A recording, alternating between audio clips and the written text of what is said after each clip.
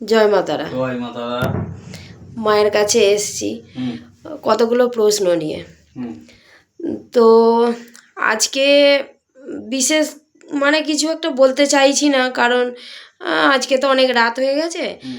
আর আমি মায়ের কাছে এসেছিলাম যে জন্য, যেটা গুরুত্বপূর্ণ আমার কাছে।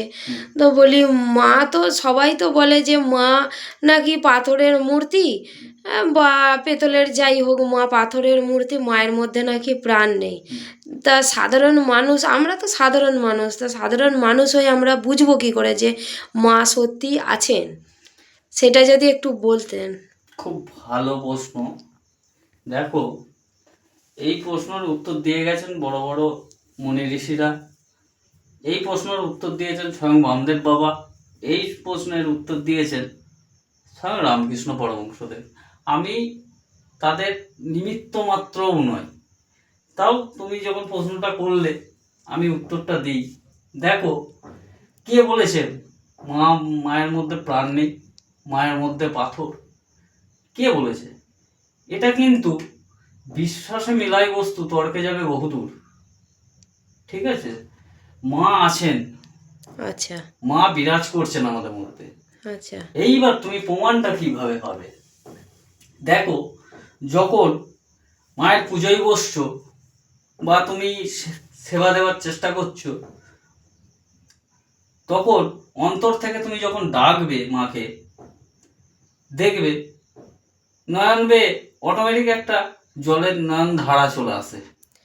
হ্যাঁ, দেখেছি অনেক সময়। এটা আমি লক্ষ্য করে দেখেছি, আমার একান্ত ব্যক্তিগত কথা, যে মায়ের চোখে অনেক সময় জল দেখেছি, মনে হচ্ছে যেন এক্ষুনি চোখের পাতা ফেললেই জলটা পড়বে, এরকম আমি দেখেছি। নয়ন ধারা দেখতে পাবে। দ্বিতীয়ত, দেখবে মায়ের মাথা থেকে পুজো করার সময় হঠাৎ পুষ্প পড়ে গেল।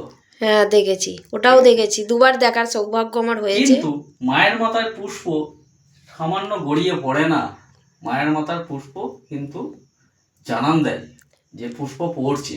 সেটার জন্যে ভাগ্যই বলতে পারো, কপালও বলতে পারো, এটা লাগে দেখার জন্য।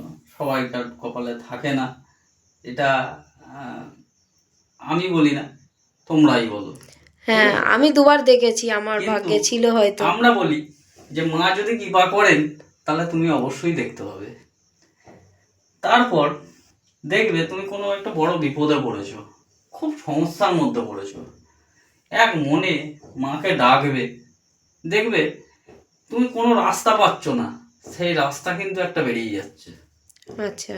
ঠিক আছে, রাস্তাটা বার করছে কে? ঠিক আছে, যদি না মা থাকতো, যদি না ঈশ্বর থাকতো, তাহলে দিন রাত্রি হতো না। আচ্ছা। বিজ্ঞানও কিন্তু ঈশ্বর মানেন কম বেশি। যদি বলো কেন, ঠিক আছে, বড় বড় ইঞ্জিনিয়াররা, ঠিক আছে, তারা তো বিজ্ঞান নিয়ে করেছে। হ্যাঁ। তারা কিন্তু দেখবে কোনো একটা মেশিনারি জিনিস চালাতে যাচ্ছে, একটা কোনো আবিষ্কার করলো, মেশিনারি জিনিস চালাতে যাচ্ছে, তারা কিন্তু এইভাবে প্রণাম করে আগে প্রণামটা করে নেয়। কাকে করছো? আমার প্রশ্ন হচ্ছে, তুমি কাকে করছো? তুমি ঈশ্বর মানো না, সবই ঠিক আছে, আমি মেনে নিলাম তুমি ঈশ্বর মানো না, ঈশ্বর নেই, ঈশ্বর নেই, তুমি তাহলে এইভাবে কাকে কি করলে আমায় বোঝাও। বড় বড় রেল ড্রাইভাররা আমি দেখেছি প্রথম গাড়িতে ওঠার আগে এইভাবে প্রণাম করে, তাহলে কাকে করে? কাকে করে? ঈশ্বর আছেন, অনুভূতিতে আছেন। ঈশ্বর আমাদের অনুভূতিতে ঈশ্বর আছে। আচ্ছা।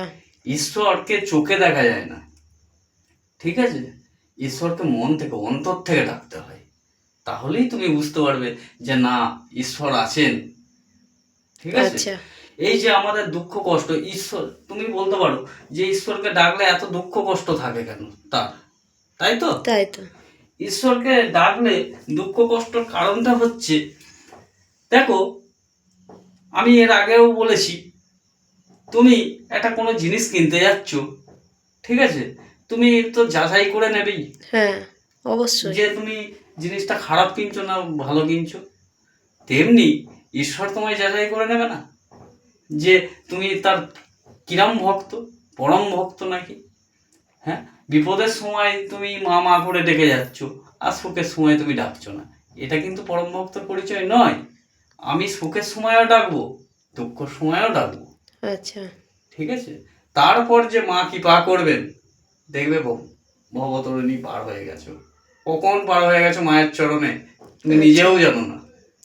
তার মানে বোঝা গেল মাকে মন থেকে ডাকতে হবে, অন্তর থেকে ডাকলে কাজে বোঝা যাবে। অবশ্যই কাজে বোঝা যাবে। আচ্ছা, তুমি দেখবে কোন একটা, ওই যে বললাম বড় বিপদে পড়েছো, মাকে অন্তর থেকে ডাকো, তোমার রাস্তা অবশ্যই বেরোবে। আমি গ্যারান্টি দিয়ে বলছি, আমি এটা চ্যালেঞ্জ করে বলছি, মাকে অন্তর থেকে ডাকলে মা সাড়া দেবেন।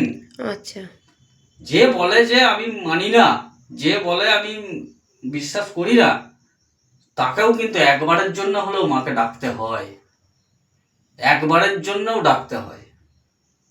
ঠিক আছে, মা আছেন। আচ্ছা, জয় জয় মা তারা।